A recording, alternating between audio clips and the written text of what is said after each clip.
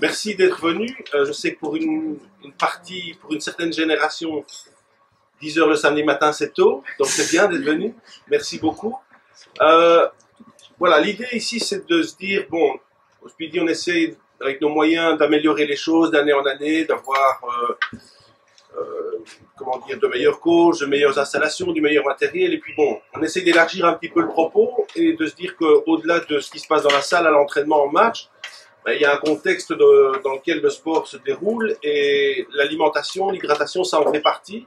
Et donc, Sabine, la maman de Benoît, a eu cette idée intéressante d'inviter le docteur De Vreeker à nous parler de cette problématique-là, de l'hydratation.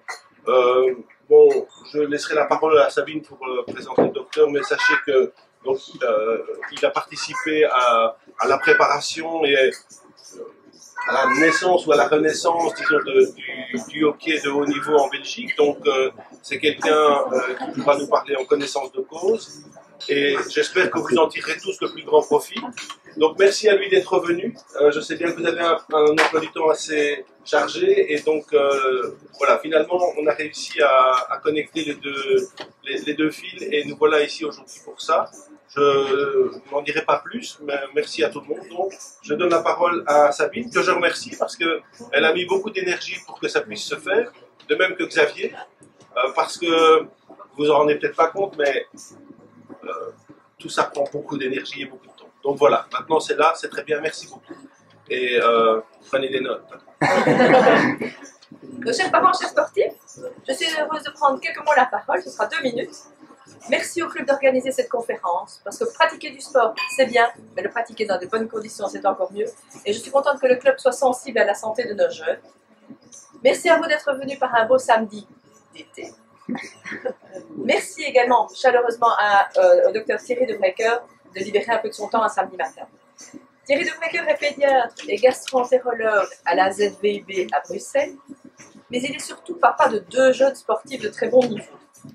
Et il s'est intéressé, quand il a vu que ces jeunes pratiquaient de plus en plus de sport, il s'est intéressé à la santé de ces jeunes en disant comment puis-je améliorer la qualité de cette progression. Et il a trouvé que dans la littérature scientifique, il n'y avait pas grand-chose. Et il s'est dit, je vais allier mon métier à mon rôle de père. Et il a entamé pas mal de recherches. Et il a progressé énormément. Il a étudié ses enfants. Et il a étudié l'équipe de ses enfants pour améliorer et mieux connaître, comprendre ce qu'il faut à nos jeunes. Parce qu'un jeune qui fait 8, 10, 12 heures de sport par semaine, il se donne sans compter, on les voit transpirer, courir. Mais n'oublions pas, ils doivent encore grandir. Et ça, le docteur De Vreeker va encore insister.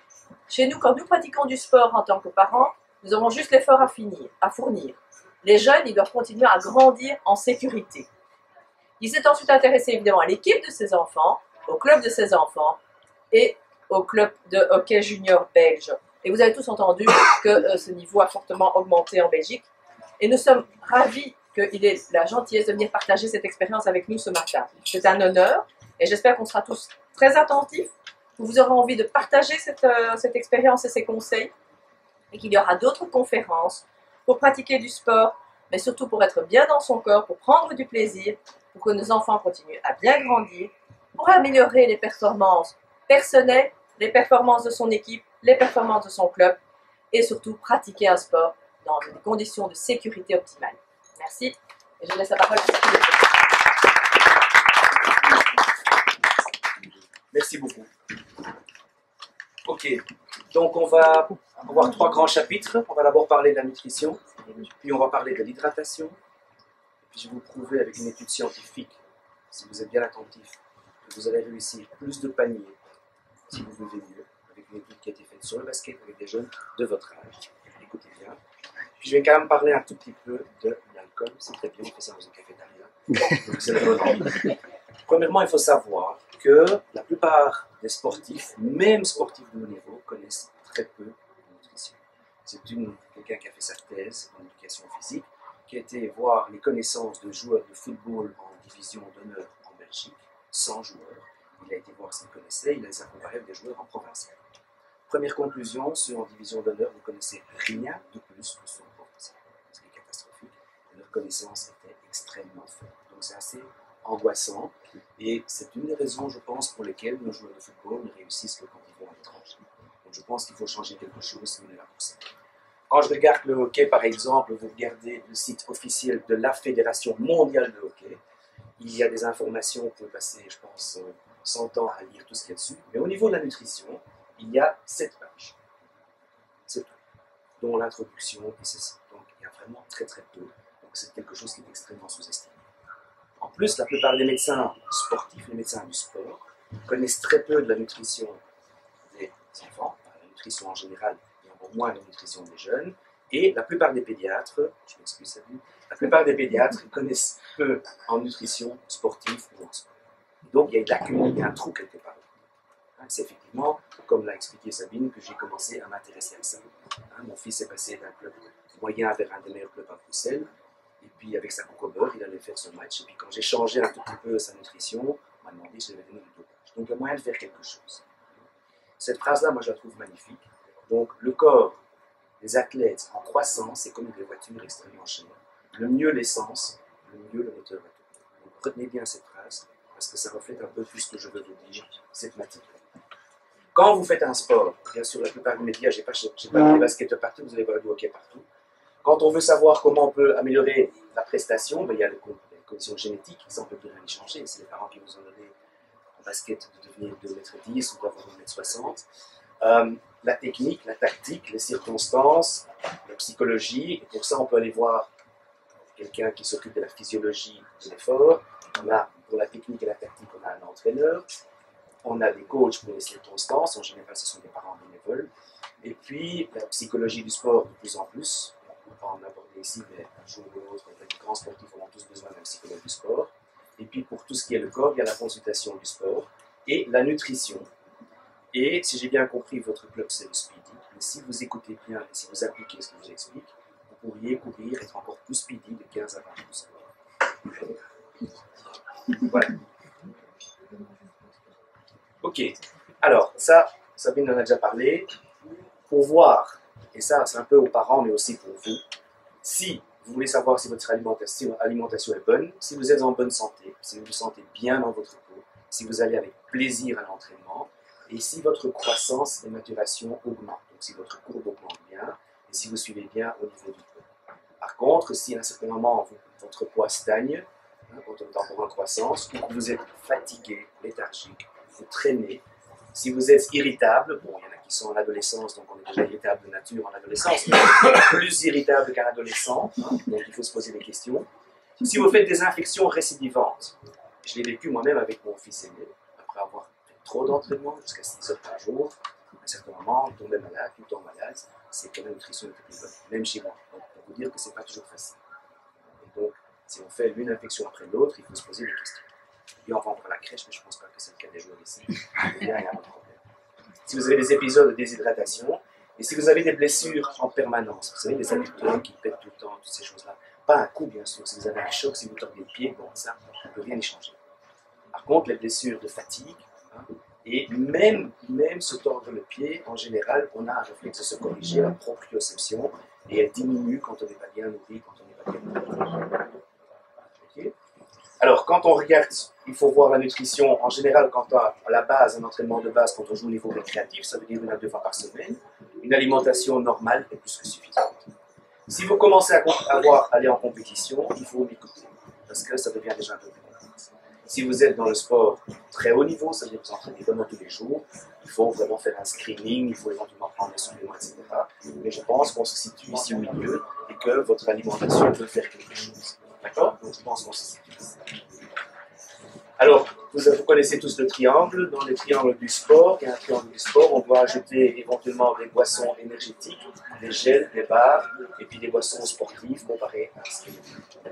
Alors, pour les petits, mais bon, c'est plutôt des adolescents qui sont ici, si vous avez encore des tout petits enfants, un enfant qui court, c'est un peu maladroit. Les jambes vont un peu dans tous les sens, et donc il perd beaucoup plus d'énergie. Donc, si vous extrapolez ce que vous pensez être un besoin pour un adulte, et vous pensez que la moitié de mon poids, donc si je donne la moitié, c'est bon, non, c'est pas bon. Parce qu'il perd beaucoup plus d'énergie pour courir la même distance proportionnellement qu'un adulte. Avant la puberté, jusqu'à 20-25%, et même vous, les adolescents, vous ne pouvez pas encore parfaitement bien, et donc il y a encore des pertes. donc, la nutrition, je dirais, jusqu'à l'âge de 12 ans, le sport est un jeu, il faut s'amuser, il faut que ce soit... Il ne faut pas vraiment s'occuper de la nutrition. Mais chez les adolescents et chez les adultes, à un certain moment, on va avoir du muscle qui augmente et des choses qui changent dans le corps qui font que l'alimentation peut vous donner quelque chose de très important.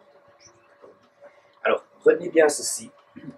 Si vous ne mangez pas assez, que ce soit des graisses, des glucides ou des protéines, les trois catégories, à un certain moment, vous allez avoir, si vous n'avez pas assez de sucre, votre corps va aller chercher l'énergie de votre corps. Si vous ne mangez pas assez, à chaque entraînement, après chaque entraînement, vous mangez un tout petit peu trop peu. À un certain moment, vous allez manquer de protéines. Si vous manquez de protéines, vous pouvez avoir un retard de croissance. Vous connaissez tous les gymnastes qui font tous 1m55. En basket, c'est un peu moins. Mais on peut avoir aussi des problèmes au niveau des hormones. Vous savez aussi que certaines filles qui s'entraînent, surtout dans les gymnastes, n'ont plus de règles non plus. Et parfois, quand on ne fait pas attention, cette perte peut être définitive et on ne va plus récupérer. Le problème, c'est que si chaque jour vous mangez un peu trop peu, si vous ne faites pas attention à votre alimentation, à un certain moment, vous allez manquer, donc on va commencer à grignoter vos protéines. Où est-ce que votre corps va chercher les protéines si vous ne les mangez pas? Premièrement, il va prendre celles qui circulent. C'est lesquelles qui circulent? C'est tout ce qui nous défend contre les infections. Ce sont nos anticorps. Et donc c'est pour ça que vous tombez malade. Et ensuite, il va les prendre dans vos muscles, dans vos tendons, et vous allez avoir des blessures en permanence. Et donc, la différence, si j'ai un adulte qui joue au basket, je dois m'occuper de son métabolisme de base, la santé, il doit régler sa température, l'activité physique. Chez les jeunes, c'est la même chose. Mais il y a cette croissance et cette maturation. Donc, vous grandissez beaucoup. Si vous ne mangez pas assez, vous allez avoir des gros problèmes. Donc, ça, c'est un peu le topo général. Alors, qu'est-ce qu'il faut manger? Après, s'il y a des questions, on peut en discuter après. Je peux répondre à des choses plus pratiques si vous voulez. Je pense que l'alimentation, il faut tenir compte de ses préférences. Il ne faut pas lui donner des chicons avant le match s'il déteste les chicons. Il faut tenir compte des circonstances, de ses préférences, mais il faut quand même essayer d'arriver à quelque chose qui est amusant. Ce qui joue parfois, c'est ce qu'on appelle la variation et manger en arc-en-ciel. Donc essayer de varier pour avoir suffisamment de fruits et de légumes. Fruits et légumes qui sont des antioxydants et qui vont donc diminuer le stress oxydatif, donc c'est quelque chose qui fait une fatigue de vos cellules. Donc il faut manger des fruits et des légumes. Ça ne va pas vous faire jouer mieux au basket, mais vous risquez vous avez la chance d'avoir moins d'infections si vous mangez régulièrement. Et donc il faut essayer de varier et de mettre des couleurs dans les repas des enfants. Ensuite, les sucres. Pour les sucres, il faut savoir que les petits enfants, ils savent moins bien stocker du sucre. Donc vous avez, si vous pouvez, les sucres, c'est ce qui est le plus important. C'est la première chose que vous allez utiliser pour faire un match. Il y a deux possibilités. Vous en avez dans votre corps, vous avez une réserve, c'est le glycogène. Ça veut dire que dans vos muscles et dans votre foie, vous avez une réserve. On va voir tout à l'heure comment on peut la augmenter, cette réserve. Et ça, on peut l'augmenter malheureusement qu'à partir de la puberté. Vous êtes tous, je pense que vous êtes quasiment tous atteint la puberté, mais donc c'est surtout là que ça devient important. Et puis, ce que vous mangez. Donc il faut faire attention aux deux formes de sucre qu'on va manger. Donc ça, c'est quelque chose d'important. Donc il faut bien manger avant l'entraînement, avant un match, mais il faut aussi super bien manger après l'entraînement et après un match pour justement faire ce stock d'énergie parce que on en a besoin. Et le plus on est jeune, le plus on a besoin d'apports extérieurs parce qu'on a moins de réserves. Chez les grands, on doit avoir plus de réserves. Et donc, il faut qu'il y ait une consommation globale qui soit suffisante, il faut que ce soit bon, et il faut, au niveau des glucides, qu'il y ait un équilibre, et on trouve des glucides surtout dans les fruits frais, secs, pas complets, dans les céréales et dans les légumes riches en amidon comme les haricots et les lentilles. Et c'est surtout au niveau, on va voir tout à l'heure des exemples, c'est surtout au niveau des pâtes, du pain et des céréales. Ici, je donne un exemple, j'ai laissé la présentation. Y a-t-il une diététicienne dans la salle? Non, ok. Alors, il y a autre chose. Quel sucre faut-il manger? Parce que ça, c'est une question qu'on a beaucoup. Il y a des enfants qui sont sensibles à une sorte de sucre qu'on utilise. La notion d'index glycémique, c'est quelque chose qui est mieux connu par tous les diabétiques parce qu'ils doivent suivre ça. Si vous voulez le savoir, vous faites un Google index glycémique, vous allez avoir le tableau. Et donc, il est clair qu'il faut essayer, avant un effort, je vais vous montrer pourquoi, d'avoir des sucres qui ont un index glycémique bas ou moyen au maximum, surtout pas élevé. Ensuite, après l'entraînement, on peut prendre un index glycémique élevé. Pourquoi? Qu'est-ce qui se passe? Vous voyez ici, des gens qui, 3 heures avant un effort, ont mangé des sucres. Et donc, ils ont pris un index glycémique bas, des pâtes, et puis le même groupe, plus tard, a mangé un index glycémique haut, du riz. Les gens ont dit que le riz, c'est très mauvais. Qu'est-ce qui se passe du riz blanc? Qu'est-ce qui se passe quand vous faites ça? Comme c'est un index glycémique haut, le sucre dans votre corps va augmenter de façon beaucoup plus élevée avec un index glycémique bas. Et au moment, et donc ici, ils sont au repos, donc ils ont mangé, ils digèrent pendant 3 heures, 180 minutes, et puis ils commencent à courir. Et qu'est-ce qui se passe quand vous avez un index glycémique bas? Ça reste stable. Qu'est-ce qui se passe quand vous avez un index glycémique haut? Vous allez avoir ce petit creux, cette faiblesse, probablement que certains d'entre vous n'ont jamais eu. Hein, on tremble, on a faim, on a une faim, on ne sait presque pas arrêter, et on a une faiblesse incroyable. Et je peux vous dire que certains sont plus sensibles que d'autres. Ça reste une notion discutable. Je l'ai eu encore il y a 1 an avec mon plus jeune, qui m'écoute toujours beaucoup moins que mon aîné, et qui, avant un match, j'avais fait du poulet, et puis il m'a dit, parfois j'en ai marre des pâtes, fais-moi du riz. J'ai dit, ok, c'est bon. Il a fait l'échauffement avant le match de hockey, en junior 1 l'année passée, et puis il est sorti du terrain, blanc, mais blanc comme la chemise du monsieur. En tremblant, j'ai été lui chercher un coca, et ça, vous allez pouvoir le changer. Donc vous êtes bien. Oui, parce qu'elle se stresse parce que je suis diabétique ou quoi, elle m'a Non, fait faire les tests. ça c'est parce qu'elle est sensible à cet index. Oui, Il y a des gens qui n'en pensent, ça reste une discussion. Donc dans la littérature, vous allez voir des gens qui disent oui, c'est vrai, probablement qu'ils ont pris des gens sensibles, et d'autres gens qui... Moi je le vois, c'est vraiment individuel. Et donc vous faites tout simplement un Google, parce que ça c'est un tableau, mais il y en a, vous en trouvez facilement, surtout pour les diabétiques, on en trouve très facilement. Vous faites un Google index glycémique. Et vous allez voir que ce qui est bas, par exemple, les pâtes, et le riz blanc, il est là. 87. Bizarre.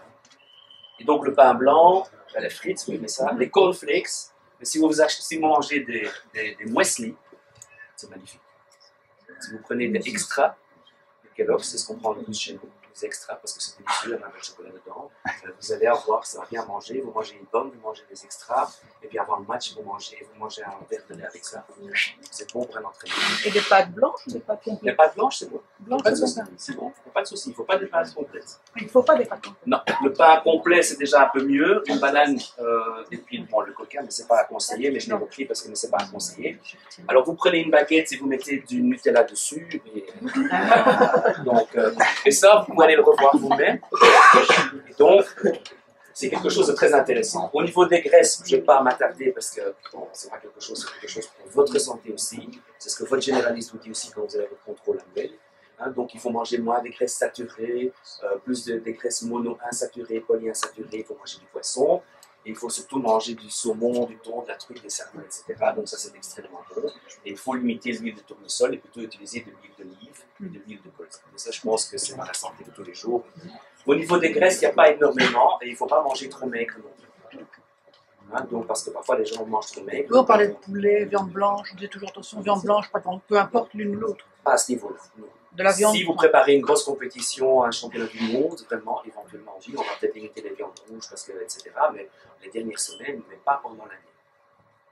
Pas pendant l'année. Et on va voir tout à l'heure qu'au niveau des fêtes, il faut manger la viande rouge. Parce que c'est un genre. D'accord. Mais donc au niveau des graisses, je pense que quand on joue comme ça, à ce niveau-là, il n'y a pas raison de s'inquiéter, il faut juste essayer d'avoir des bonnes graisses, mais il ne faut pas hésiter à en manger suffisamment, parce que vous entraînez quand même beaucoup et vous allez dépenser. D'accord. Alors les protéines, si vous faites un exercice d'endurance, donc un sport qui dure longtemps, ben, vous avez besoin parce que vous allez oxyder beaucoup plus d'acides aminés. Si c'est un sport de résistance, ben, il faut faire du muscle, donc vous avez besoin de protéines et ça c'est extrêmement important. Et au niveau des protéines, vous devez en manger beaucoup plus qu'un adolescent. Nous, dans notre pratique de tous les jours, savez-moi, on dit aux adolescents 1 gramme par kilo par jour de protéines pour un enfant normal qui a une vie calme. Pour un enfant qui va aux entraînements intensifs, on peut monter à 2 grammes. Donc il peut manger beaucoup plus de blanc de poulet, beaucoup plus de protéines. D'accord. Et donc, pour avoir 10 grammes de protéines, ben, ça se trouve dans les œufs, dans 250 ml de lait, du fromage maigre, du yaourt, du bœuf maigre, du porc, du mouton, du blanc de poulet, bien sûr, du poisson grillé, et de nouveau notre saumon qui en plus est bon pour nos graisses aussi.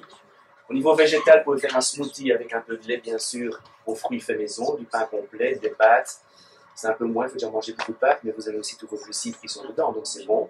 Là, le riz, ça va, les haricots, et puis le lait de soja, les noisettes, c'est pas une raison de mettre si je mange de Nutella sur le riz. Des noisettes comme ça et des extras. Oui.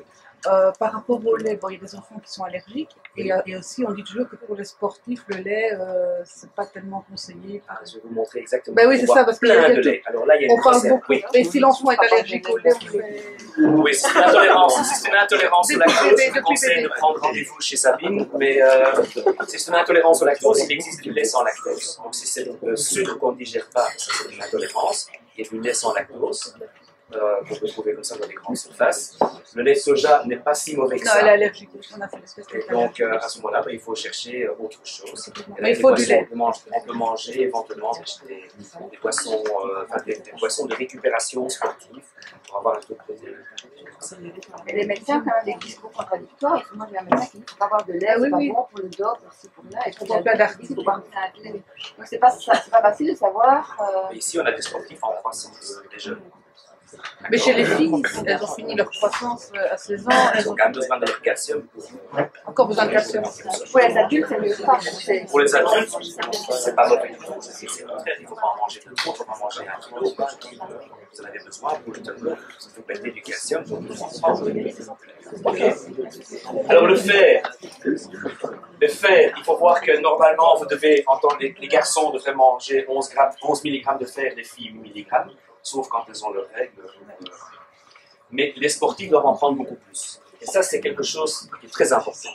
Quand vous faites un sprint, le prochain match que vous faites tous pipi dans un petit pot, vous le donnez à Sabine, elle va l'analyser, il y aura du sang dedans. Garantie. Si vous êtes donné.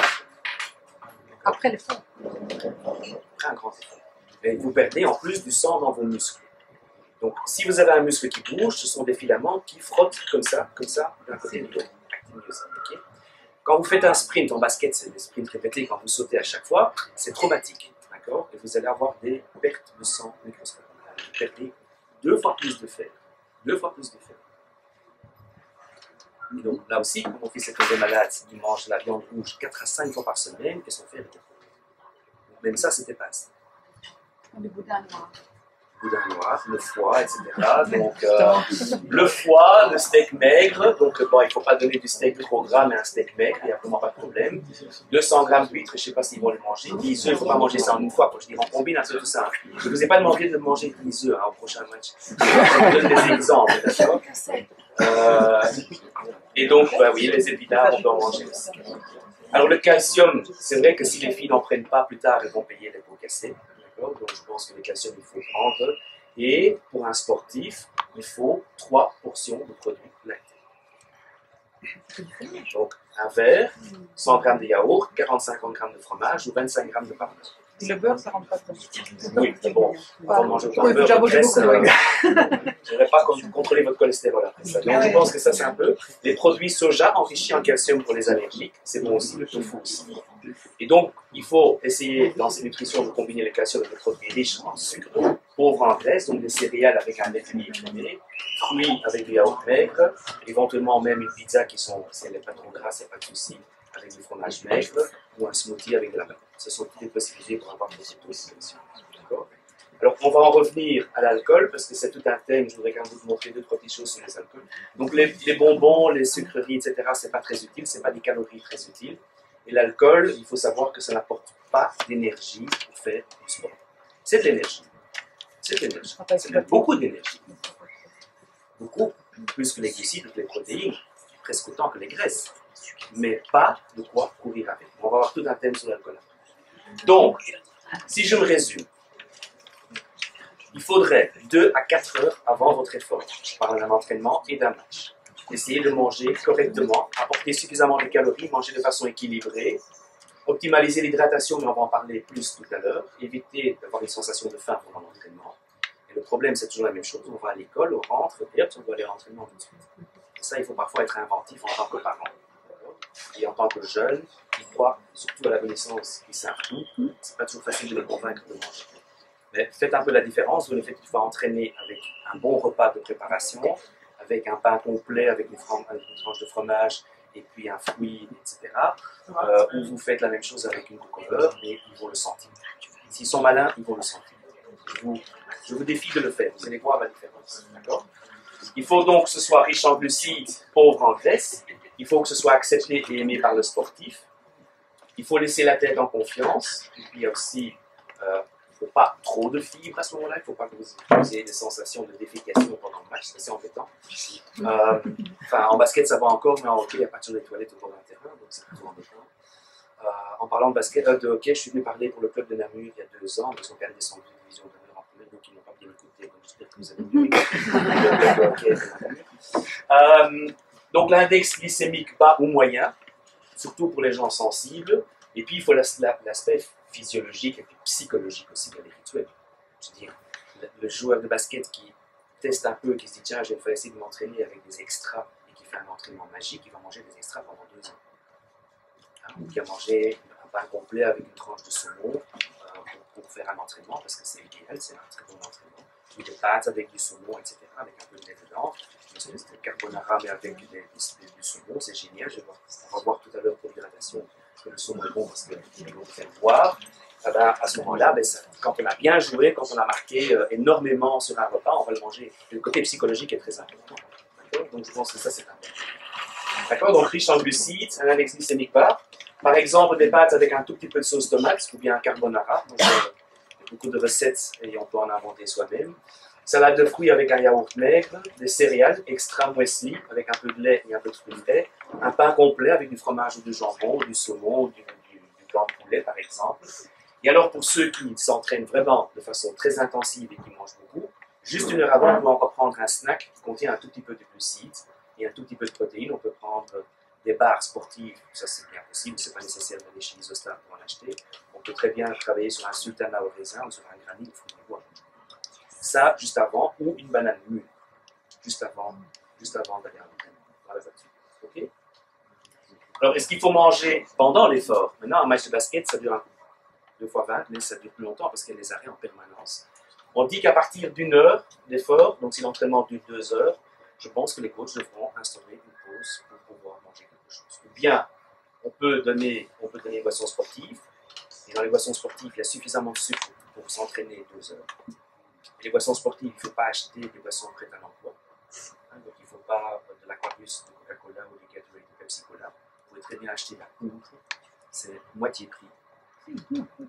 La poudre, c'est moitié prix. Vous achetez.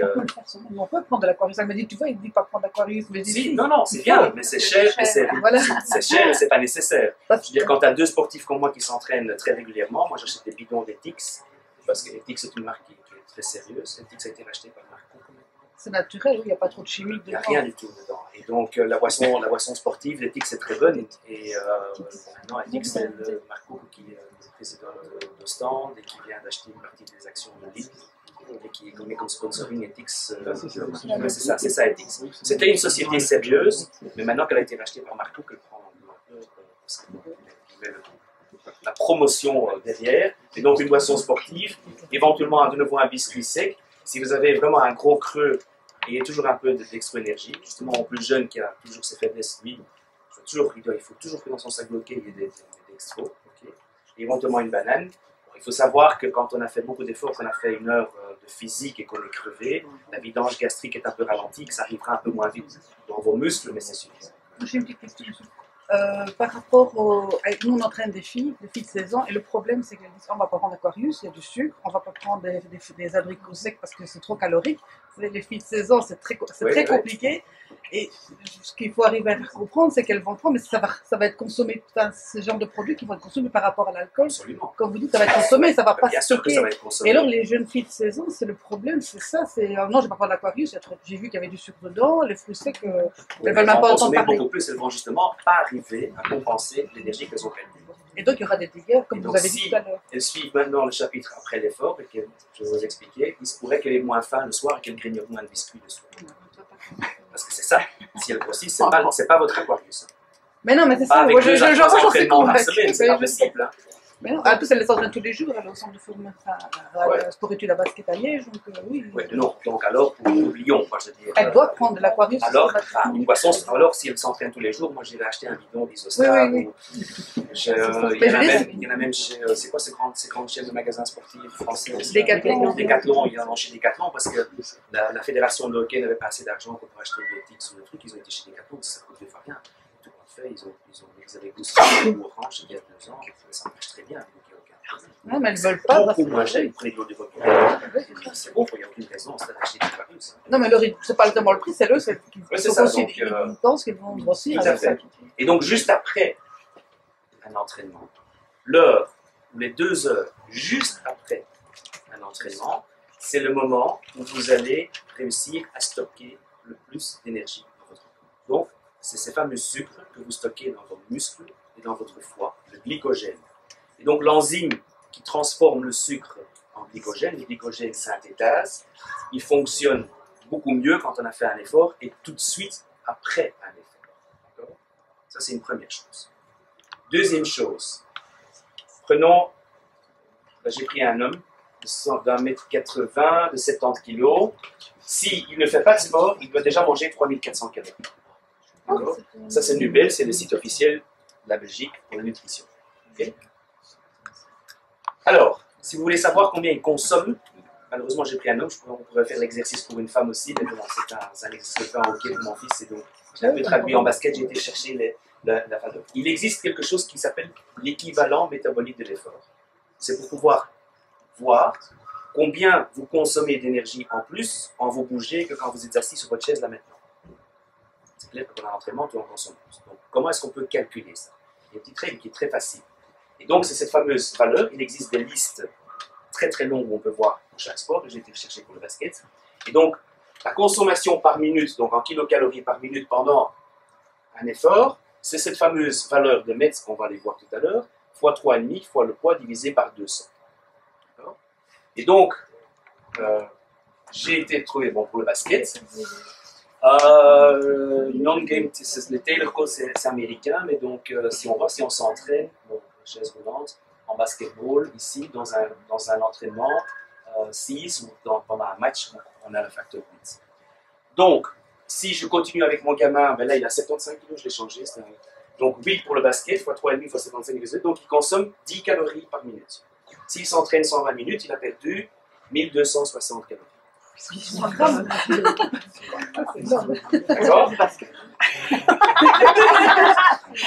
Ça fait plus ou moins.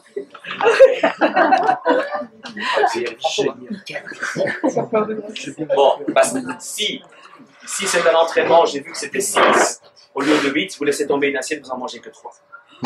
Donc vous n'y arriverez jamais. D'accord ? C'est quelque chose que vous pouvez calculer vous-même. Donc vous savez, la règle est facile à retenir.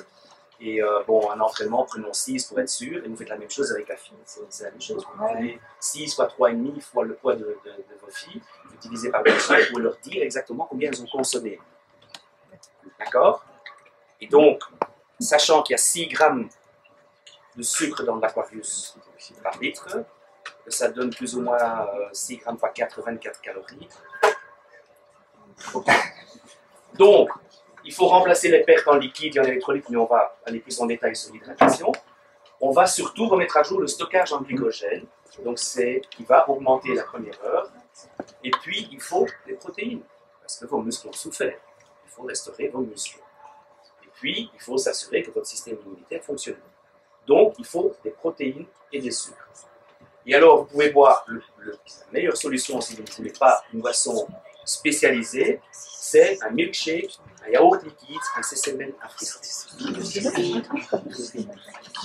Alors pourquoi ? Parce que le lait, le yaourt, c'est ce qui se rapproche le plus de la boisson idéale pour récupérer juste après un effort.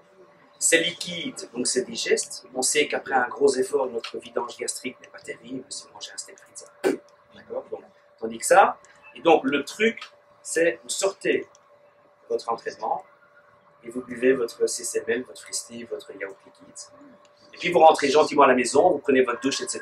Et puis vous mangez le repas du soir que vous devez manger comme n'importe qui d'autre qui ne s'est pas entraîné. Et ça sert à compenser ce que vous avez perdu. Et on peut même mettre cette boisson, cette poudre recovery drink que j'utilise beaucoup, de Ethics, dans mes conseils chez les enfants qui s'entraînent, j'en ai qui s'entraînent jusqu'à 36 heures par semaine.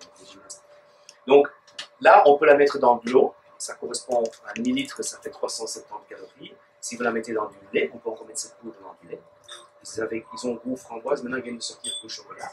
C'est très bon. Si elle est allergique, alors ça c'est ma son c'est ça, dans l'eau. Alors dans l'eau, ça c'est la solution pour ceux qui sont c'est l'alternative. D'accord. Le reste en dessous, c'est Et Herbalife est bon aussi. Herbalife est bon aussi. Herbalife, c'est ceux pour lesquels Messi fait de la publicité. Et Herbalife, vous savez, ce sont la seule boisson de récupération qui ne contient pas de gluten. Parce que j'ai un patient cœliaque qui fait de la gymnastique, donc j'ai dû chercher, et Herbalife, c'est le seul.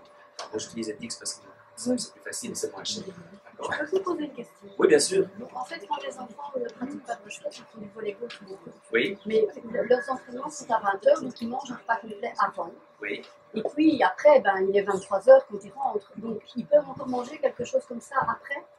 Tout de suite après ça, et moi, j'essaierai de manger encore un biscuit en rentrant. Un biscuit complet ou Donc c'est pas mal de leur donner un repas complet avant l'entraînement. ce serait plus facile après, mais le côté pratique est là. Oui, voilà. Mais quand s'ils s'entraînent le lendemain, même à minuit, à 1h du matin, je retrouve des assiettes dans la cuisine le matin. Quand j'ai préparé une assiette, j'ai laissé des pâtes tout le temps prêts, enfin, qui sont prêts pour se chauffer.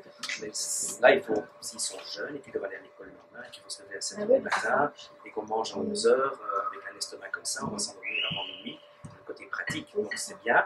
Alors, raison de plus de donner quelque chose comme ça.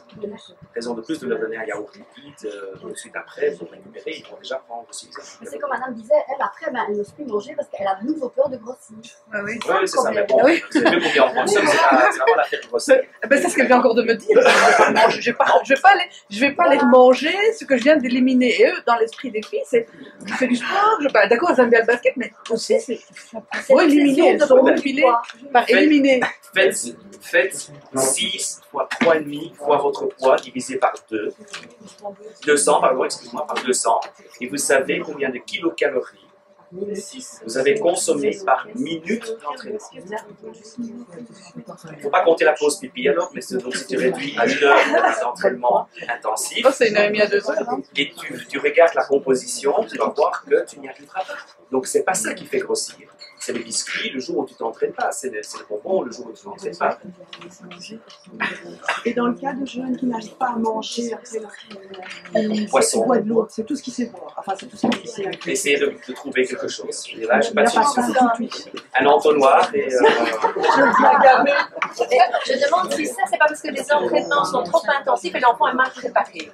Moi, ça aussi, il ne sait pas manger après, mais je me demande si ça, c'est pas parce qu'on n'est pas bien préparé, ils en donnent trop, ils sont trop en et ils ne sont pas bien après. Et donc, je me demande s'il ne faudrait pas améliorer avant pour pouvoir remanger après. oui. Mais c'est important quand tu vois, si tu as 2 entraînements l'un après l'autre, donc le lendemain, et tu ne manges rien le soir même, à cet moment tu vas manquer, tu vas avoir des blessures. Ça c'est garanti. Mais si on Pas sur un mois, mais si tu fais ça pendant toute une saison, tu risques à la fin de la saison, juste avant le match décisif pour devenir champion, de claquer un muscle tout bêtement, ou tomber malade, avoir une grippe que tu n'aurais pas eu si tu avais bien mangé. C'est tout ce que je peux te donner comme conseil. Est-ce que ça peut l'aider de donner des tics le soir? Oui, ou un autre, chercher une boisson qu'il aime bien, bien sûr. Ça, c'est déjà 370 calories. S'il faut un demi-litre, c'est un demi-litre avec un peu de pas Herbalife ou un autre. Hein, je veux dire. Le problème dans ces sociétés, c'est qu'il y a j'organise un congrès de Sport Congress, mais c'est en Flandre, c'est la semaine prochaine. Et là, on a des sociétés, mais quand vous voyez des sociétés, on n'est pas sûr de ce qu'il y a dedans. Donc, moi, je donne le nom d'Herbalife et Ethics. Je n'ai pas d'action chez eux, ne vous inquiétez pas. Mais c'est parce que je suis sûr qu'il n'y a pas de produits contaminants dedans. Et les tics, vous le trouvez où? En pharmacie, je suis mon pharmacien. Je suis mon pharmacien. La première fois, je l'ai regardé. Donc, je la connais bien, un pharmacien dans la rue. Et puis maintenant, depuis lors, j'en vends beaucoup parce que j'en vois beaucoup d'enfants qui. Et que c'est une façon de récupérer assez rapidement pour justement des enfants qui ne savent pas manger un bon plat le soir. C'est pratique. Voilà. D'accord, donc un homme qui prépare le marathon. Okay. Alors, on va parler d'hydratation. Donc, il faut savoir que si vous faites 70 kg, d'accord, de ces 70 kg, vous avez 60% d'eau. Alors, ça se circule un peu partout. Il y en a beaucoup dans vos cellules, dans toutes vos cellules de votre corps. Il y en a beaucoup entre, mais la partie qui circule, ce n'est que 3,5 litres. Et ce sont justement ces 3,5 litres qu'il faut garder à un bon niveau. Si vous voulez que vos sucres, vos protéines arrivent à vos muscles, que votre oxygène arrive dans votre cerveau pour réfléchir, il faut suffisamment d'eau. Si vous n'avez pas assez d'eau, vous n'allez pas bien réfléchir, pas bien fonctionner. Il n'y en a pas beaucoup, et donc il y a tout un échange qui se fait dans les cellules, ou dans la cellule, entre les cellules, Mais c'est surtout ceci qui nous intéresse, c'est la tuyauterie qu'il faut remplir. C'est là que ça devient plus compliqué. D'accord? Alors, il faut savoir que l'être humain est extrêmement inefficace. Si on se trouvait chez Van Gogh, on aurait la notion E ou F ou E. C'est pas économique du tout. Quand vous brûlez une calorie d'énergie, d'accord, vous en consommez, vous en produisez 4 en plus de chaleur. C'est énorme. Donc on a une efficacité de 20%. Quand on fait un effort, 20% on va avoir de l'énergie mécanique pour courir, sauter, et 80% en chaleur. Et c'est ça le problème. C'est là le problème. Parce que quand on fait un effort, quand on s'entraîne, on produit beaucoup plus de chaleur. C'est logique. Si vous faites un effort maximal, c'est-à-dire que vous faites des sprints répétés en préparation de la saison, votre température à l'intérieur, au centre de votre corps, si je mets un thermomètre dans votre pète ou dans votre œsophage, votre température va augmenter d'1 degré. De 1 degré, vous avez 38. Et vous pouvez monter à 40, 40,5, etc. Pendant l'effort. Et c'est ça qui fait qu'on s'arrête. Pourquoi est-ce que vous êtes épuisé? Parce que quelque part, vous avez heureusement des récepteurs qui vous disent attention, parce qu'une fois qu'on monte au-dessus de 41, 42, les protéines vont se coaguler, c'est fini, on peut arrêter. J'avais fait du sport de sa vie, tout sport. Et donc, c'est ça qui nous dit maintenant, stop, la température est montée. Alors, toute l'hydratation faite n'est rien de plus que de dégager cette température, en grosso modo.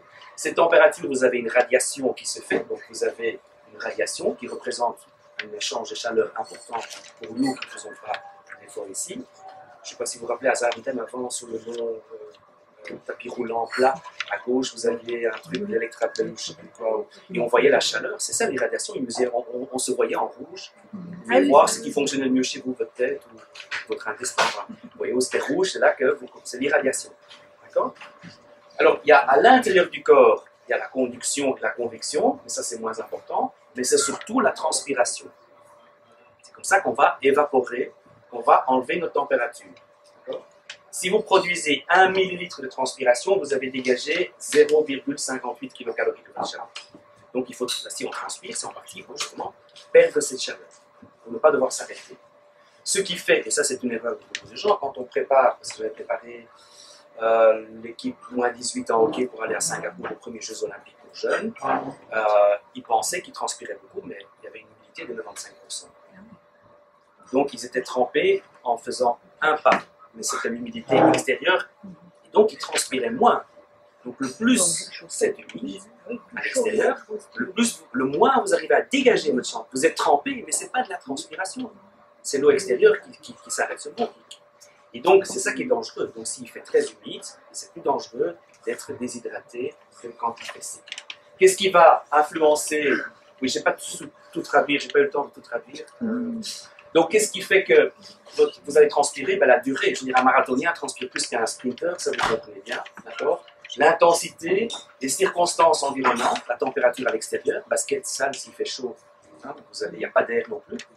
L'avantage d'un hockey, c'est qu'il y a encore un peu de vent, quoi, je dis. Et on sent l'évaporation qui se fait. Donc, ça, vous n'avez pas dans votre basket. Le soleil, ça a moins de risque en basket. Et donc, les vêtements aussi. Quels sont les sportifs qui transpirent le plus? Les hockeyeurs sur glace. Pas chaud, hein? Vous avez vu la tenue qu'ils ont? Donc, ok? Et quelqu'un qui transpire beaucoup, c'est signe quoi? Qui transpire vraiment beaucoup, c'est... On peut apprendre à transpirer aussi. Oui, mais ça veut dire qu'il dégage beaucoup de température, beaucoup de chaleur. c'est bien, c'est bon signe. Oui, c'est bon signe. C'est bon signe. Juste un bon déo, mais sinon... Et donc ça veut dire que dans une salle de basket, ça veut dire qu'il faut s'essuyer régulièrement. Oui, il faut s'essuyer, bien sûr. Après, on peut retranspirer. Parce que dans le sauna, on dit toujours avant de retourner, il faut mieux s'essuyer pour pouvoir retranspirer. Il faut mieux s'essuyer aussi régulièrement. Je pense que ça, ne serait-ce que pour que la balle ne glisse pas. Oui.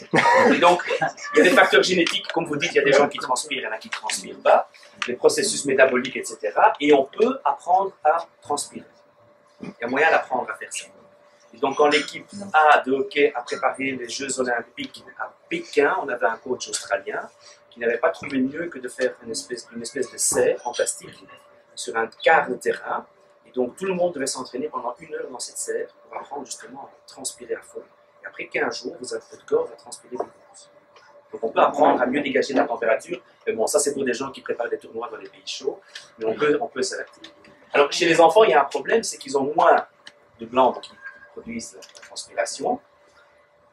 Leur corps, il y a moins de volume, il y a moins de sens, donc il y a moins de liquide, donc il y a moins de volume. Le cœur bat un tout petit peu moins fort et moins vite aussi, enfin moins, non plus vite mais moins fort. Et en plus, un enfant, il a une superficie qui est plus grande en proportion avec son poids qu'un adulte.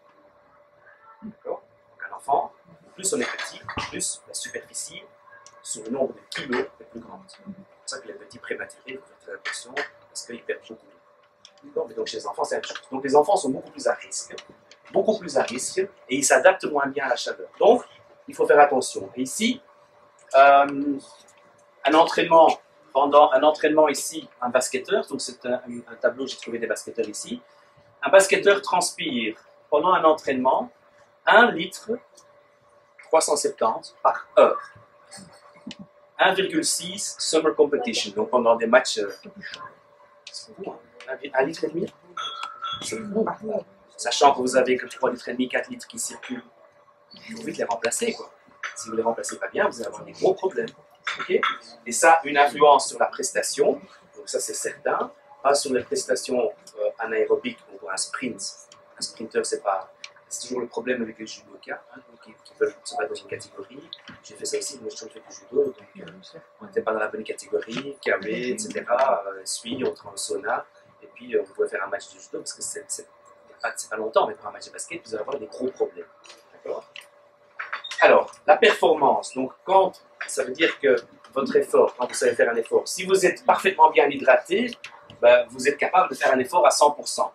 Si vous perdez 2% de votre liquide, vous ne travaillez plus qu'à 90%. Donc, si vous faites 70 kg, vous transpirez 1,6 litre, vous perdez 2%. Donc, si vous êtes mal hydraté, vous allez moins bien courir et moins longtemps. Okay? Alors, autre chose qui est très intéressante, c'est que l'hydratation a un effet énorme sur les fonctions cognitives, sur le cerveau, le fonctionnement de votre cerveau. Ça a été démontré chez les enfants par plusieurs tests. Quand on les hydrate mieux, ils fonctionnent mieux, avec des tests de QI, des tests de QI, où on enlève une lettre, il faut dire qu'elle est répartie, ou les 2 cartes qu'il faut retourner, il faut retenir le son. Un bête jeu comme ça, vous hydratez bien l'enfant, il va mieux le faire, le même enfant va mieux le faire bien hydraté que mal hydraté. Donc, les fonctions cognitives sont atteintes. Donc, vous allez, si vous êtes déshydraté, prendre la mauvaise décision, faire encore un dribble plutôt que de faire 10. D'accord? Donc, ça, c'est clair. Alors, maintenant, écoutez-moi bien. 15 basketteurs aux États-Unis, pays du basket. D'accord? Future star de la NBA. Ouais. En bonne santé, tous des athlètes, hein, on va faire un test. On va leur faire des shots, ils font des shots around the world, donc c'est autour de la raquette, si j'ai bien compris, un 3 points et un coup franc. D'accord? Et ça, c'est tous les points additionnés. Donc les basketteurs, qu'est-ce qu'on a fait? On les a pesés. Et on les a fait à faire un tout petit peu de vélo dans une chambre très chaude jusqu'à ce qu'ils aient perdu 2% de leur poids, sans être épuisés. Ils devaient juste faire un peu de vélo jusqu'à ce qu'ils aient bien sué. Ils ont perdu 2%. C'est facile. Hein? Vous savez combien ils pèsent, 70 kg, 4, il faut qu'ils stoppent. Et donc, ils ont demandé de faire tous ces shots. Un mois plus tard, les mêmes basketteurs, pour ne pas avoir une influence, je ne prends pas des meilleurs, des bons et des moins bons, hein, sinon ça ne va pas. Donc, les mêmes basketteurs, on les a remplis avec de l'eau. Donc, on les a d'abord fait perdre leur 1,5 litre, et puis on les a fait boire 1,5 litre. Et ça, c'est la valeur au milieu. D'accord?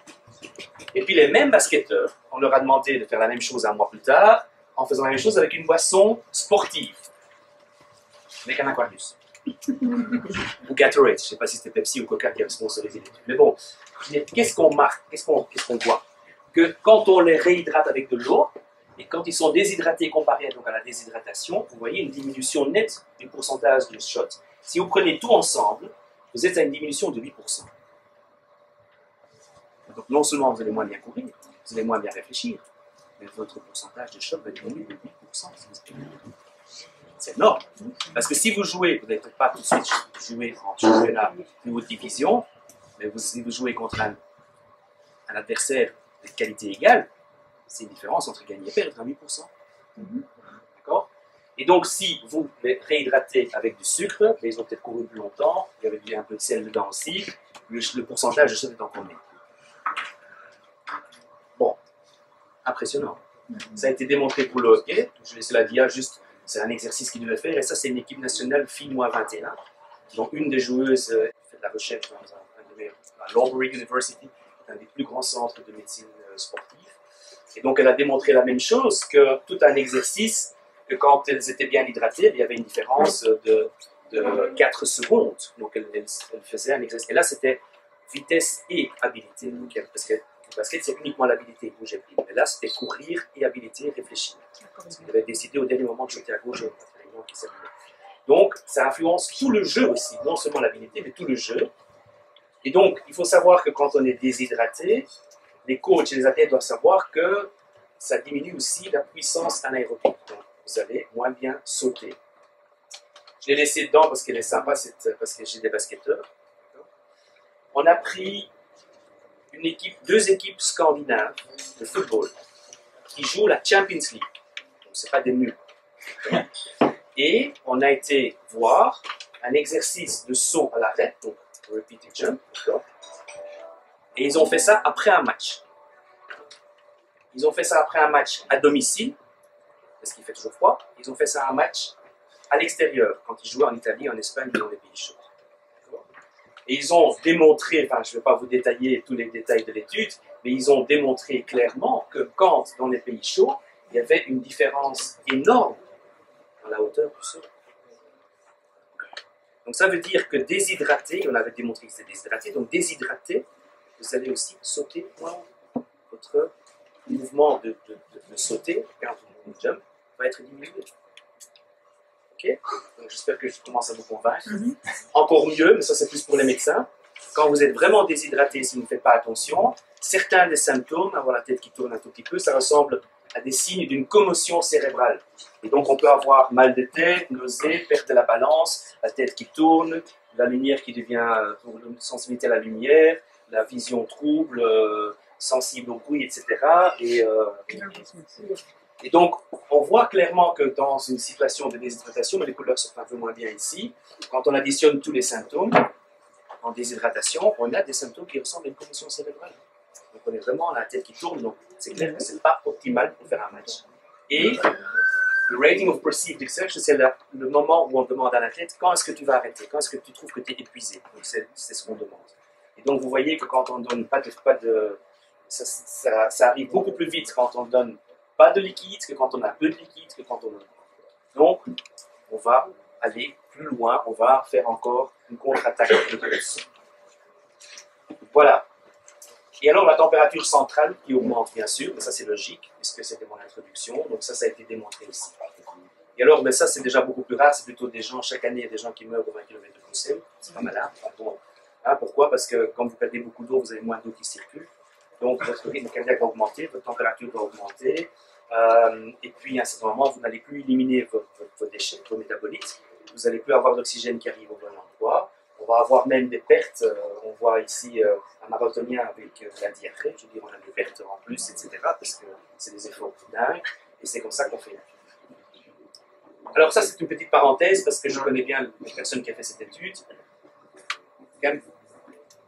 Juste pour retenir, on a été voir le méthylphénylate. Quelqu'un connaît? Rilatine. Oui. 20% de nos enfants en Belgique sont sous la rilatine. D'accord? Et donc, ce n'était pas du tout le but de voir ça. C'est simplement, je vais vous donner cette étude. On a été voir, on a testé, c'était des adultes ici, hein, donc c'est des jeunes athlètes, des adultes, on a fait des testings pour voir si la rilatine aidait à mieux faire une performance. Et en fait, on s'est rendu compte que la performance, le temps complet, était identique avec une température, quand on l'a fait dans une température normale, mais quand on a fait une température plus élevée, dans un environnement chaud, à 30 degrés, on a vu que ça fonctionnait bien. Le seul problème, c'est que Thomas Meusen, qui est le responsable de cette étude, a dû mettre un athlète en bonne santé de 21 ans dans un bain en glace parce qu'il a une perte. Et en fait, c'est ça que je veux vous dire. Ce qui est dangereux, c'est que, je vous ai dit tout à l'heure qu'il y a un trigger quelque part ici dans notre tête, un petit récepteur qui vous dit, les gars, vous êtes épuisés, il fait trop chaud, stop. Et la rilatine change le seuil. D'accord? Donc, sans rentrer dans les détails de cette étude scientifique, la rilatine, si il fait très chaud, votre enfant n'a pas bien bu, prendre la rilatine, il y a un plus grand risque d'avoir un choc et de tomber. Donc, faites attention à vos athlètes qui prennent de la risque. Comment est-ce qu'on peut savoir si on transpire beaucoup? C'est un test qu'on pourrait faire pour les entraîneurs ici dans la salle. Il suffit de le peser avant et après. D'accord? En slip ou en sous-vêtements. Il faut juste qu'on s'essuie après. Et donc, pour savoir si combien un athlète doit boire, il suffit de faire ça. Vous allez être étonné, parce que moi j'ai fait ça avec mes OKE, j'ai fait plein d'études là-dessus. Vous allez voir que ça va du simple au très long. Donc, je suis sûr que si je fais un entraînement ici d'une heure, avec tous ici dans la salle, il y en a qui vont perdre 1 litre, il y en a qui vont perdre 2 litres et demi. C'est-à-dire qu'il faut boire différemment. Donc, si vous voulez le savoir, vous faites tout simplement le test. Balance, c'est pas compliqué. Hein. Avant le match, tout le monde se met dans la salle de changement de vêtements, vous mettez sur la balance en slip ou en sous-vêtements, vous faites votre entraînement, vous vous essuyez parce que la température, la sueur est déjà partie, donc vous vous essuyez et vous remontez dessus. Et vous allez savoir combien vous perdez. Et ça, c'est un bon indice pour savoir que dans votre équipe, il y a des joueurs qui perdent beaucoup. Et c'est très simple à faire. D'accord? Il y a d'autres techniques. On peut voir la couleur. Bon, le problème avec ces couleurs, c'est que quand on fait un copy-paste de trucs comme ça, que les couleurs changent, c'est pas vraiment des couleurs normales, mais c'est clair que le plus c'est clair, le plus vous êtes bien hydraté. Donc quelqu'un qui va faire un entraînement de basket et que son urine est foncée, il est mal hydraté. Point à la ligne. Et si on va aller plus loin, on peut utiliser les petits multisticks qu'on utilise dans les écoles. Ça coûte cher parce que vous avez 100 sticks pour 35 €. Donc pour toutes les équipes nationales de hockey, j'ai acheté ce type d'appareil. C'est un réfractomètre. Ça coûte 400 €, mais bon, pour l'équipe nationale, c'est faisable. Ce n'est pas nécessaire pour un club de provincial, mais c'était la façon dont on a hydraté tous les joueurs. Et l'équipe A a été testée, et le gars, qui est un des plus grands spécialistes au monde, a dit qu'il n'avait jamais vu une équipe aussi bien hydratée. Il avait fait Manchester United et Real Madrid, et les hockeyeurs de l'équipe A étaient mieux hydratés. Tout simplement parce que ça, c'est quelque chose qu'on instaure depuis 6-7 ans. Donc, en fait, on prend à l'improviste l'entraînement national, pipi, on contrôle. Si c'est trop élevé, on prend mais celui qui ne suit pas, dort, on prend un autre. Tant pis, s'il ne se soigne pas, il ne se soigne pas. D'accord?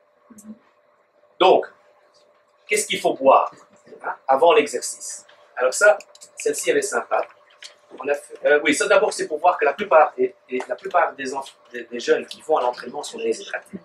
Un tiers à la moitié. Je suis sûr que si j'avais cette machine avec moi et que je viendrais à l'improviste avant vos entraînements, la moitié de vous est mal hydratée. La moitié. Donc, il y a beaucoup de travail à faire. Okay? Et donc ça, c'est une étude qui prouve que 34% est mal hydraté.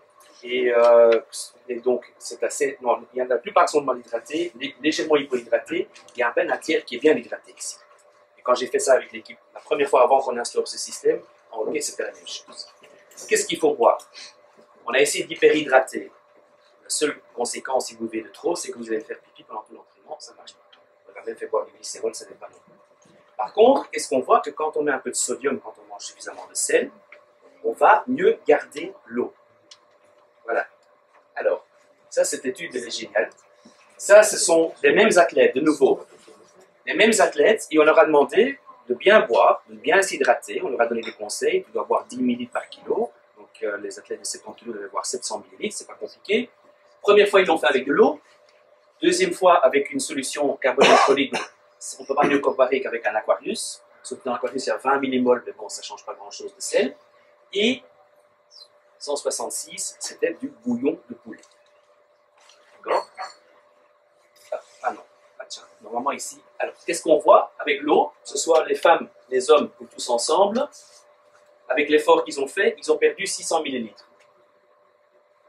Plus tard, on fait le même exercice chez les mêmes athlètes. Quand ils boivent une boisson sportive, ils ne perdent plus que 450. Et avec du bouillon de poulet, plus que 250. J'ai présenté ça à Loré dans un club de hockey un vendredi soir, et le samedi matin, il y a un des gamins qui vient me voir et qui dit « J'ai bu un bouillon de poulet ce matin ». Ce n'est pas ça que je vais vous faire expliquer. Je vais pas l'expliquer. D'accord? Ce que je veux simplement vous montrer, c'est que riche en sel, vous allez garder l'eau à l'intérieur. C'est logique. Oui, c'est ce que oui, non, pendant l'effort, oui. Il faut commencer bien hydraté. Donc il faut démarrer à bloc, la tuyauterie bien remplie, parce que si on commence déjà affaibli et qu'on perd, alors c'est la catastrophe. Et donc ici, dont je parle, c'est avant l'entraînement. Moi, je veux qu'avant l'entraînement, toute votre tuyauterie soit remplie jusqu'au bout. Donc il faut boire un Aquarius, par exemple, avant l'entraînement. Alors qu'on... Aquarius, c'est peut-être pas assez, Non, mais... de là de nouveau mon idée de saumon. Hein, je reviens à mon saumon tout à l'heure.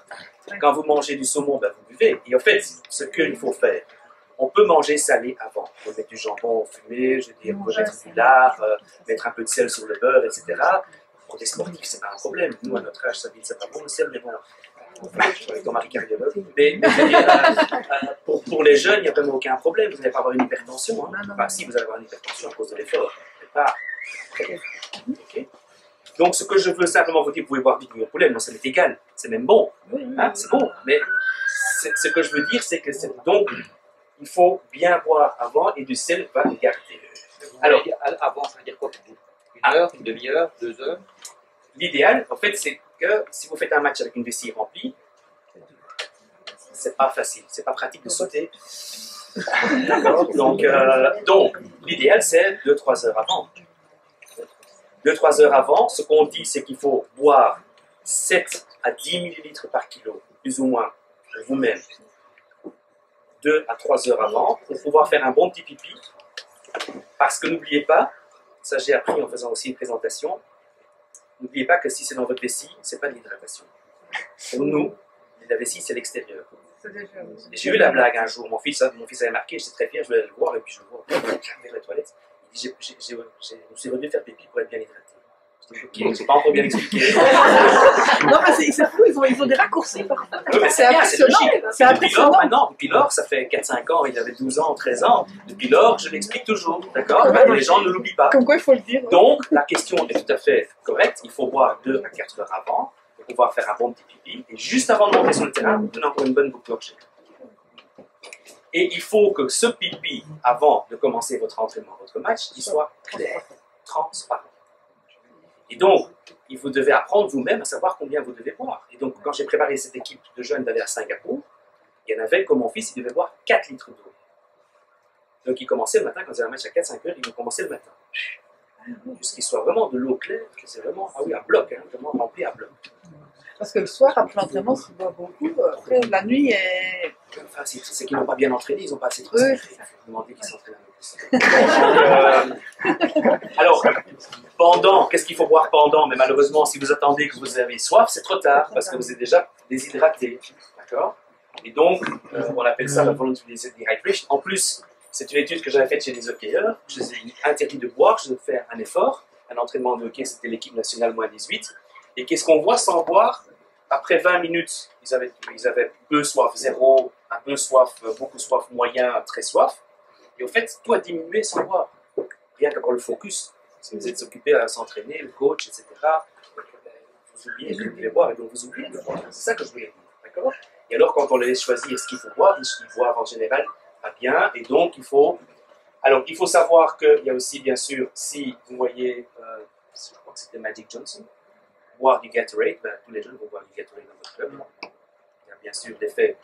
Et puis, ça, c'est la publicité. Quelqu'un connaît Oui, c'est le bleu, là.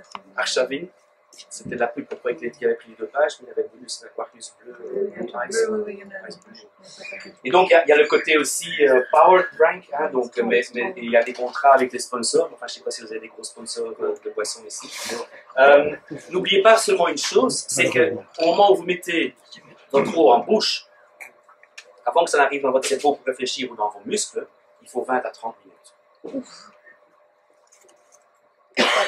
Donc pour la fin du match, on peut encore pendant le mi-temps, mais 5 minutes avant la fin d'un match, ça ne sert plus à rien. On va avoir soif, on peut rincer la bouche, mais ça ne va plus augmenter votre prestation, ni votre shot, etc. Donc la mi-temps Donc de nouveau, j'insiste sur cette pré-hydratation. C'est vraiment avant. Pendant, surtout quand on a un sport court comme ça ne sert plus à grand-chose. D'accord? Et donc, qu'est-ce qu'il faut boire? Ben, il ne faut pas que ce soit trop riche. Si c'est trop riche en énergie, si on boit une boisson trop sucrée, si on boit du lait par exemple, la vidange gastrique va être tellement lente que ça arrivera encore plus tard. Donc ça sert vraiment à rien. D'accord? Ça, c'est un peu plus détaillé. Est-ce que pendant prendre du sel, ça aide? Non. Là, on a démontré que même jusqu'à des boissons avec, je crois que c'était 60 millimoles, donc c'est quasiment de l'eau de mer, ça ne change rien. Mais pendant, ça n'a pas d'importance que du sel ou pas. La seule chose qu'on sait, c'est quand c'est légèrement salé, c'est meilleur. Donc, de nouveau, une boisson sportive, on la boit plus facilement. Je vais montrer en tennis surtout. On boit plus spontanément. Est-ce qu'il faut des sucres dedans? À partir, surtout chez les jeunes, oui. Et donc, une boisson sportive peut être utile. Ça a été démontré dans plusieurs études, dans des shot tests ou dans des matchs de football, qu'un tout petit peu de glucides, ça j'avais déjà dit dans la présentation de l'alimentation, peut aider aussi à un certain moment. Et qu'est-ce qu'il faut boire après? Quand ils sont tout petits, moi ça ne me dérange pas de boire un Coca ou un Fanta. Ça c'est mon plus jeune ici. Et quand ils sont plus grands, vous voyez que, hein, l'équipe nationale, ils sont encore sur le terrain, ils ont déjà tous. Donc ça c'est vraiment, c'est pour ça que j'ai choisi cette diade. Donc il faut boire, et il faut normalement boire 150% de ce que vous avez perdu. Parce que vous avez encore transpiré. De là, éventuellement, il faut faire un test de pesée avant et après. D'accord? Et là, on peut avoir un effet positif, mais avec une boisson tellement salée que c'est imbuvable, donc oubliez. Là, ça a beaucoup moins d'importance après. D'accord? Donc, qu'est-ce qu'il faut faire quand on joue à votre niveau? Il faut expliquer l'hydratation, je suis là pour ça.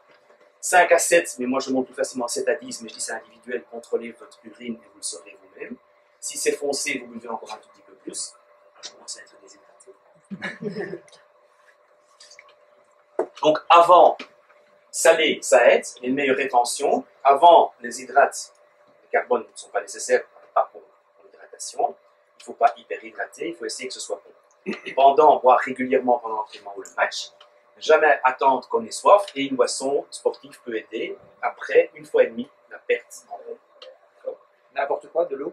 De l'eau, Là, de l'eau, c'est bon, il n'y a pas de problème. Boisson sucrée, c'est bien. Boisson sucrée, mais moi je prends de nouveau. Alors là, je donne une boisson de récupération, je bois du jaune du lait. Je bois un Netix parce que j'hydrate en même temps que je compense déjà mon glycogène. Donc là, je joue sur mes 2 thèmes en même temps. Il ne faut pas les voir séparés. Est-ce qu'il y a une marque d'eau on dit parfois qu'on traite, peu importe. Non. Les sels minéraux, enfin. Si vous êtes dans des pays très sportifs comme la Hollande, qui en général ont 30 médailles aux Jeux Olympiques, c'est que de l'eau de robinet. L'eau de robinet aussi. Quand j'avais l'équipe nationale, moi j'arrivais là, plus on va bouteille d'eau. C'est que, grande satire. Et maintenant, on donne des gourdes. C'est vrai Je vais donner des robinets, il y a plus de raison de donner des choses.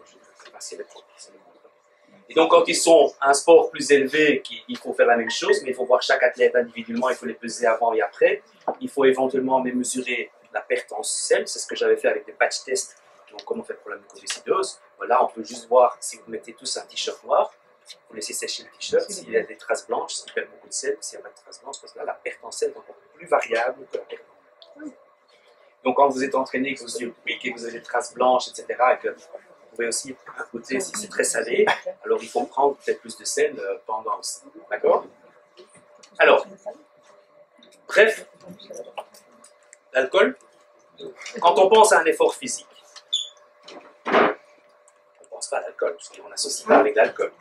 D'accord? Et pourtant. C'est embêtant quand la meilleure compétition en football en Belgique s'appelle la Jupiler Pro League, d'accord?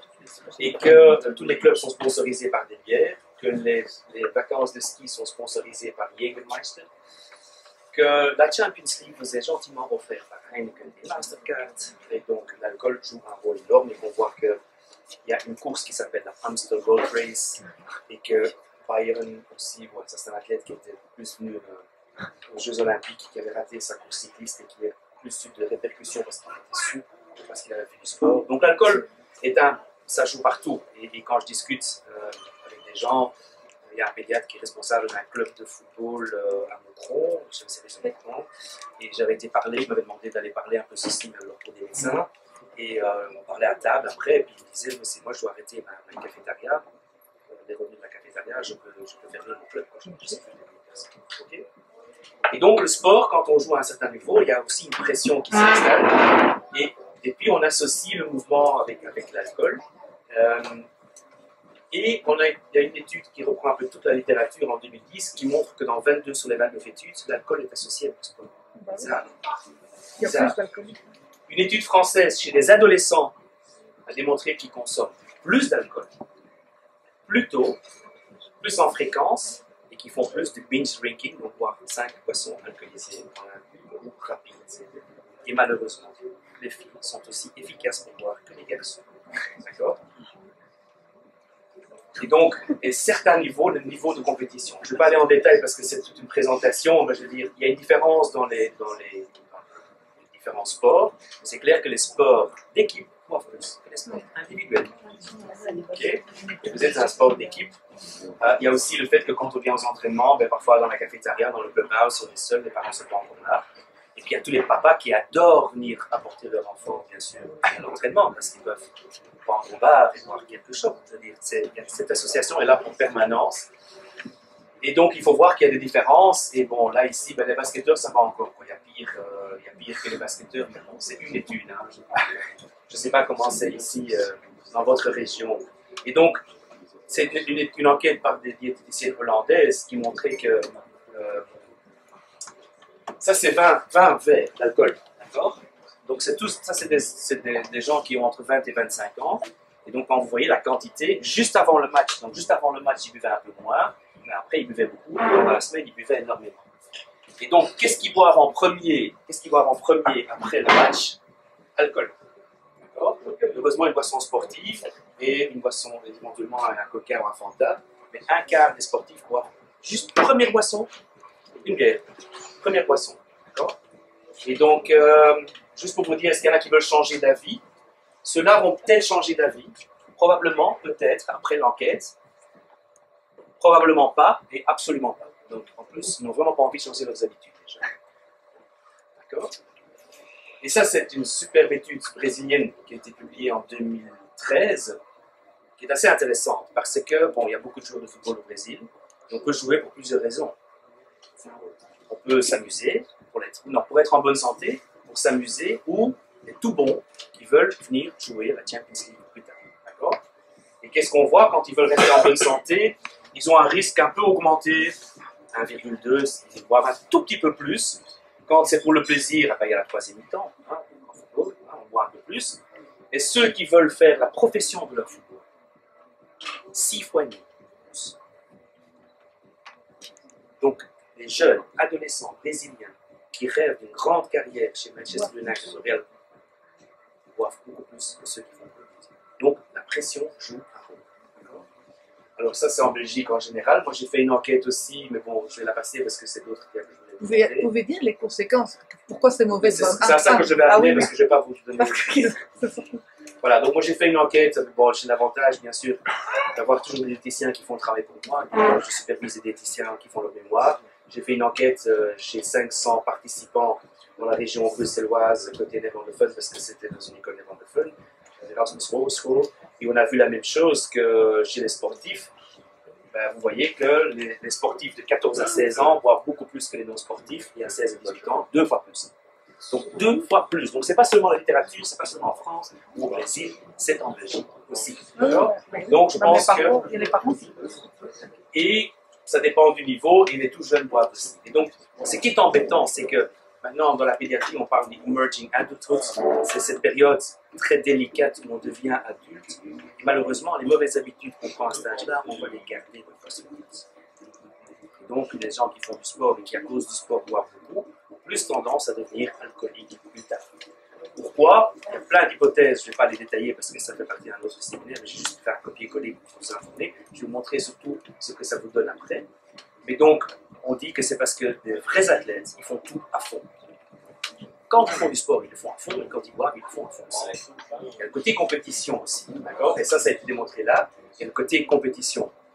Non, mais si tu es un vrai sportif, tu es un gagnant, tu veux gagner. Que ce soit au Monopoly ou au basket, tu veux gagner. Donc, quand tu vas avec ton copain, tu dis, moi j'en bois une, lui aussi, moi j'en bois une deuxième, moi aussi, d'accord? Donc il y a le côté compétition qui joue surtout aussi là-dedans. Donc c'est quand même assez c'est typique quoi. Et en plus le damage control, un sportif, un sportif il se dit moi je fais tellement de sport, donc je suis en bonne santé, donc je compense. Et non, on va voir que c'est pas vrai du tout. D'accord? Et donc il y a tous les facteurs extérieurs, bien sûr qui jouent, la pression, les rituels. Hein, combien de fois est-ce que, surtout en hockey, je ne sais pas si les gens qui hockey, c'est méchant quand je veux dire quand vous marquez un goal, première équipe, la première fois, hop, tout de suite, mon fils a fait un transfert, il a passé un prep, il marque son premier goal pour le goal. Le président me dit, bon, ben, tu vas payer une tournée, j'ai pu sortir ma carte Visa, 340 €. Ça m'a coûté cher ce goal. Et donc c'est toujours cette... Et quand lui, il a marqué, il a X années à 16 ans, premier goal en division d'honneur, tout de suite, il faut voir, à part les aînés, le rituel. Ils ont été, quand on voit des clubs qui font des, je ne sais pas si vous faites ça, des team building à l'étranger, des choses comme ça, c'est méchant. Est-ce que c'est mauvais? Oui, c'est mauvais. On sait que ça perturbe bien sûr le fonctionnement de l'école. Il y a un risque sexuel aussi, hein, donc on peut faire parfois des bêtises. On fait plus de bêtises quand on est même aller jusqu'à faire vraiment des bêtises et aller jusqu'à des choses agressives, des troubles psychologiques, et puis ça peut être lié à une dépendance plus tard aussi. Okay. Alors, au niveau du muscle, ça joue un rôle sur le muscle, ça c'est certain. Donc, la contraction musculaire va être compromise. Et quand les jeunes boivent de l'alcool, on peut mesurer le CK, donc c'est un marqueur de l'atteinte de l'intégrité des cellules. Elles sont moins intègres quand on a bu de l'alcool. Alors là où ça devient embêtant, c'est notre hydratation. Parce que l'alcool a un effet antidiurétique. Quand vous buvez de la bière, vous devez aller faire pipi beaucoup plus que si vous buvez de l'eau. Donc, ça a un effet. Donc, on perd beaucoup plus d'eau. En plus, les gens qui boivent beaucoup, ils sont tout rouges. Pourquoi? Parce que tous nos vaisseaux se dilatent. C'est embêtant parce que toute l'eau va se mettre là et pas dans notre tuyauterie qui nous amène à travailler. Et ça perturbe la régulation thermique, ça diminue la tolérance. En plus, oui, donc ça diminue la tolérance du travail aussi. Le métabolisme, ça a un effet sur, ça peut donner de l'hypoglycémie. Bon, neurologique, on sait que c'est pas très bon. Il y a le plus important, quand on boit de l'alcool, on ne dort pas profondément, donc s'il faut s'entraîner le lendemain, on n'est pas vraiment en forme. Et donc ça a une atteinte aussi bien sur la performance aérobique qu'anaérobique, donc avec ou sans oxygène. Et là où c'est encore plus embêtant, c'est que c'est surtout dans la phase de récupération que c'est important. Et quand est-ce qu'on boit? Après. D'accord? Et donc, il y a des myopathies, donc il y a des atteintes musculaires, des processus inflammatoires, donc votre corps va en inflammation, donc c'est pas bon du tout. Ça va perturber notre fameuse résynthèse de notre glycogène. Ça va atteindre le fait de refaire du muscle. Je vous demande de boire des protéines, manger des protéines, de boire ce poisson liquide après l'entraînement, mais c'est perturbé par un verre d'alcool. Donc je pense que c'est extrêmement mauvais. Puis, juste pour vous montrer ici, chez des athlètes qui font du sport et qui boivent, la moyenne des blessures est de 54% par saison contre 23%. C'est assez spectaculaire. D'accord? Qu'est-ce qu'il faut faire? On voit que dans les clubs où il y a des happy hours, où on donne un prix, on paye une shop si tu marques le panier, il y a un risque augmenté de boire.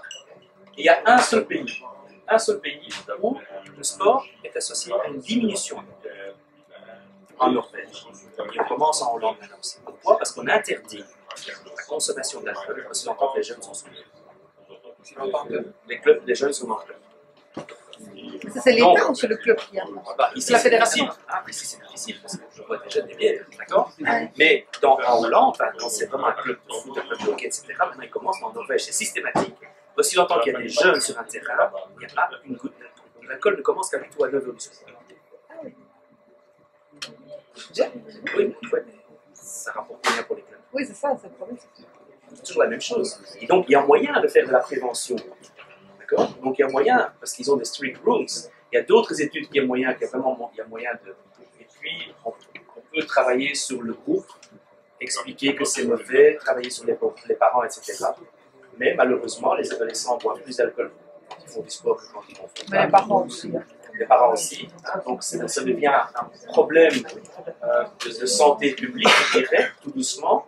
Donc, ça m'inquiète un tout petit peu. Ça a un effet négatif sur l'exercice, surtout en phase de récupération quand on boit le plus d'alcool. Okay.